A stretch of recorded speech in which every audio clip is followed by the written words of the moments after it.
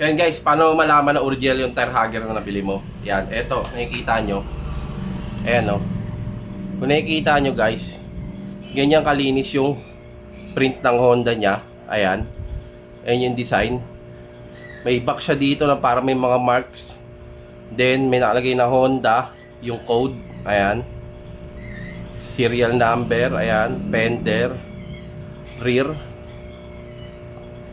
Then guys, pangalawa, syempre, yung texture neto, yan, yung texture neto, dapat parehas na parehas sa texture ng fairings ng yung click. Diba sa ilalim ng mga itim, dapat parehas na ganito ang texture. Yan yung unang titignan nyo para malaman nyo na original yung tire hugger na nabili nyo. Kasi ang daming kalabasan ngayon na fake tire hugger, yung halos below 500. Grabe, ang bilis masira. Tsaka dito, napupudpud to. Talsik lang ng putik sa ilalim nangyari, pero halos napupudpud, nabubutas. Yan.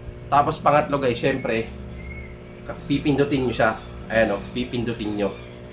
Hindi siya sobrang lambot. Ayan. Halos para siyang talagang matibay. Akala mo parang orokan eh. At Tupperware eh. Ayan o. Hindi siya sobrang lambot.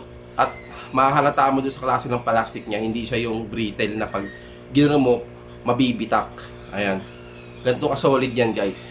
Yan yung mga palatandaan na original yung tire hugger na nabili nyo.